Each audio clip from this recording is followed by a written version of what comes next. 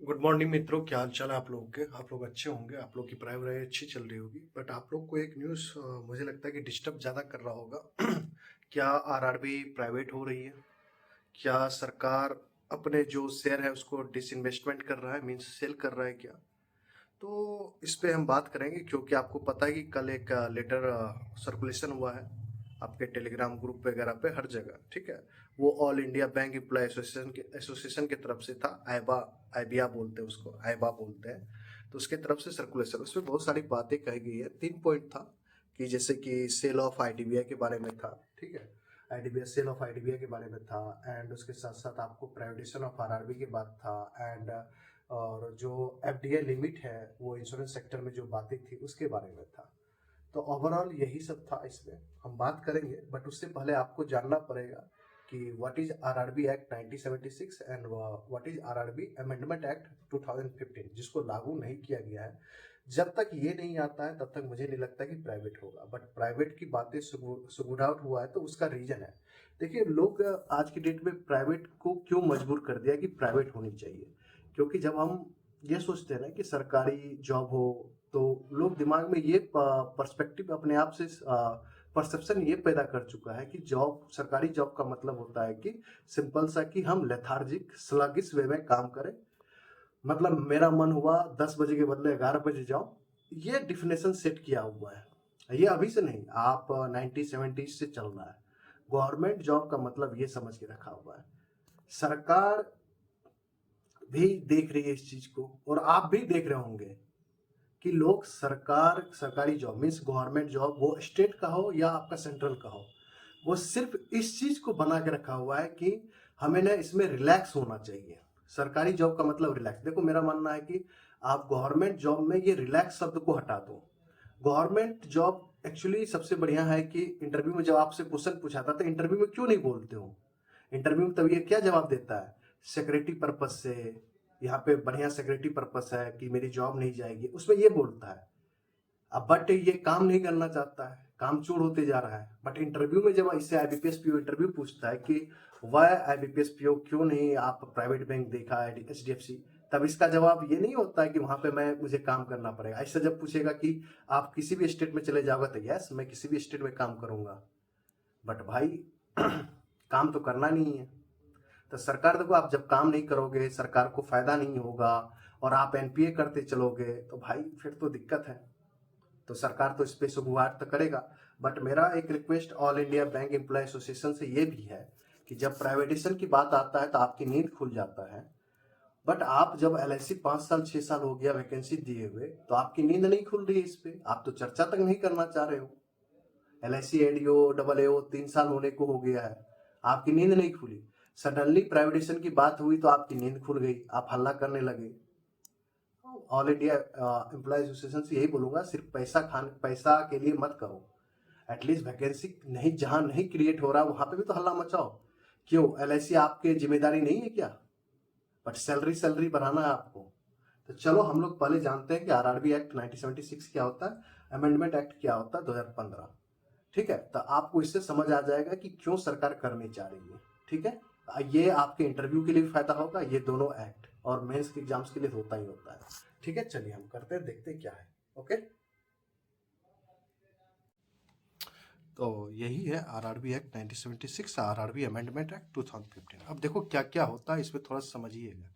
जब RRB act, RRB आपको पता है 1975 में स्टेब्लिश हुआ था, और उसके बाद आरआरबी एक्ट 1976 आया, जिससे कि इसको पावर मिल गया। तो उस टाइम में एथोराइज कैपिटल कितना था, 5 करोड़। बट जब ये अमेंडमेंट एक्ट 2015 आएगा तो क्या हो जाएगा, इसका एथोराइज कैपिटल 2000 करोड़ हो जाएगा। ठीक है, इशूड कैपिटल कितना है यहाँ पे, जब पुराना वाला था वो मिनिमम 25 लाख है, जब ये हो जाएगा, अमेंडमेंट हो जाएगा, तो 1 करोड़ से लेके 2000 करोड़। अब ये एथोराइज कैपिटल और इशूड कैपिटल क्या होता है, आप समझिए कि आपके पास मान लो कि 100 रुपी है, ठीक है, तो ये आपका एथोराइज कैपिटल हो गया। ठीक है, कि मान लो अभी आपके पैकेट में 100 रुपए है, मार्केट जा रहे हैं 100 रुपए लेके जा रहे हैं, तो वो आपका एथोराइज कैपिटल हो गया। उस 100 में से मान लीजिए 60 रुपए मिल्क पे या कुछ पे खर्च कर दिए, तो ये आपका इशूड कैपिटल हो गया।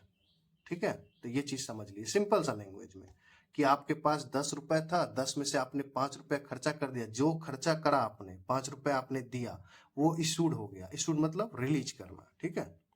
अब जो आरआरबी एक्ट 1975 के अनुसार शेयर होल्डिंग कितना था, सेंट्रल गवर्नमेंट की 50%, स्टेट गवर्नमेंट की 15%, स्पॉन्सर बैंक की 35%। बट सेम, ये तो सेम ही रहेगा जब ये अमेंडमेंट होगा, बट इसमें क्या कर दिया कि no allow other entities to invest to share capital as approved by government of India. मतलब ये प्राइवेट प्लेयर की बातें हो रही है। प्राइवेट प्लेयर कब इन्वेस्टमेंट करेंगे, जब सरकार अपनी यहाँ से शेयर को, मतलब सेंट्रल गवर्नमेंट अपनी शेयर को डिसइन्वेस्टमेंट करेंगे या स्टेट गवर्नमेंट ऑफ अपनी शेयर को डिसइन्वेस्टमेंट करेंगे, ठीक है। तो स्टेट गवर्नमेंट तो नहीं करेगा, mostly central government of India की बातें हो रही है। पर इस टाइम में जब आरआरबी एक्ट 1975 था तो इसमें प्राइवेट कैपिटल नहीं था, मतलब इसमें इन्वेस्टमेंट नहीं कर सकता था। बट यहाँ पे अमेंडमेंट के बाद yes, with central government approval के बाद ये करेगा। कब करेगा आपको पता है कि जब सरकार अपनी 50% से वो नीचे करेगी तब। अब देखो टेन्योर ऑफ चेयरपर्सन क्या था, यहाँ पे नॉट क्लैरिफाइड था, मतलब कितने साल के लिए होगा कोई भी मेंशन नहीं था। बट ये चीज होने के बाद आपको 5 ईयर्स के लिए होगा। ये जो चेयरपर्सन थे ये अपॉइंटमेंट पर ओनली गवर्नमेंट ऑफ इंडिया के द्वारा किया जाता था। बट ये अमेंडमेंट के बाद क्या होगा, इसके chairperson appointed by government of India in consultation with NABARD, ठीक है। और ऑब्जेक्टिव क्या था इसका, आरआरबी एक्ट का सिंपल सा एस्टेब्लिशमेंट करना था आरआरबी का, रेगुलेशन ऑफ आरआरबी था, और आपका आरआरबी का काम था कि फाइनेंशियल। बट यहाँ पे इंप्रूविंग परफॉर्मेंस, यहाँ पे अमेंडमेंट होने के बाद क्या होगा, परफॉर्मेंस होगा, फाइनेंशियल इंक्लूजन को और बढ़ाया जाएगा, कंपटीशन लाया जाएगा मार्केट में, ठीक है। और एक चीज और स्टैटिक में याद रखिएगा, आरआरबी को रेगुलेट करता है आरबीआई, और सुपरवाइज कौन करता है आरआरबी को, नाबार्ड, ठीक है। ये ध्यान रखिएगा, सुपरवाइज बाय नाबार्ड और रेगुलेटेड बाय आरआरबी। अब देखो all India bank employee association का क्या कहना है। जो 3 इसने बड़े मुद्दे हैं कि आईडीबीआई का तो सेल कर ही रहा है प्राइवेट को, जिसमें गवर्नमेंट ऑफ इंडिया और प्लस एलआईसी का मिला के शेयर जो है 94% है राइट नाउ। इसको बेच के सरकार कितना करना है, इसको 30% करना है, मतलब प्राइवेट प्लेयर को ये देना है, ठीक है। तो इस पे बात मुद्दा हो रही है, ठीक है। यही सबसे ज्यादा बड़ा मुद्दा है, इसी पे बातें हो रही है, इसी को लेके ज्यादा हंगामा, क्योंकि इनके जो एम्प्लॉय है आईडीबीआई के, वो स्ट्राइक करेंगे आपको 11 अगस्त 2025 को 2 दिन के लिए, ठीक है।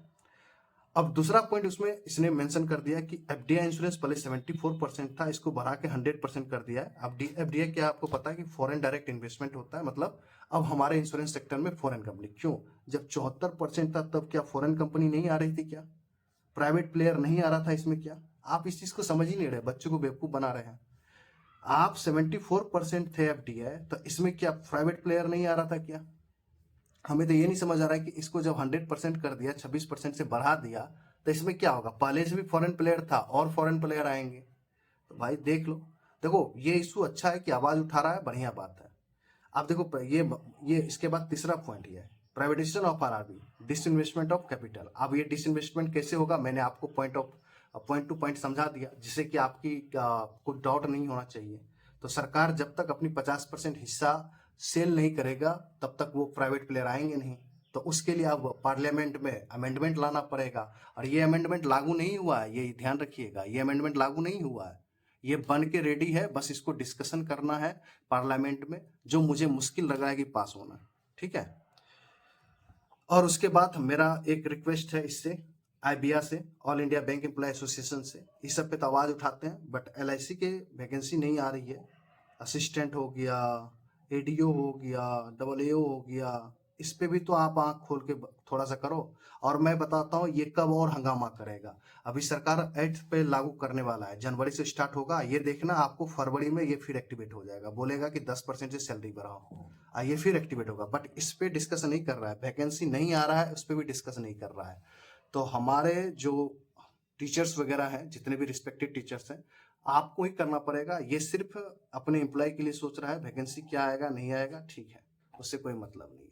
प्रेशर पर ला, इनको भी पता है, all India bank employee association को भी पता है, जिनके इनके हेड हैं, इनको भी पता है कि एम्प्लॉय की जरूरत है, एलआईसी में भी, बैंकिंग इंडस्ट्री में भी, सब जगह जरूरत है, हर एक बैंकिंग क्षेत्र में, हर एक, मतलब एसबीआई में हो गया, इस सब में हो गया। बट ये इस पर नहीं करेगा, इसको कहे कि इसमें लाइमलाइट नहीं मिलेगा ना। तो चलो, आपको मैंने समझा दिया, एक मेंस की प्री बैंकिंग अवेयरनेस टॉपिक भी समझा दिया, और आपको क्या था नहीं था सब चीज आपको समझ आ गया। Thank you very much, good luck.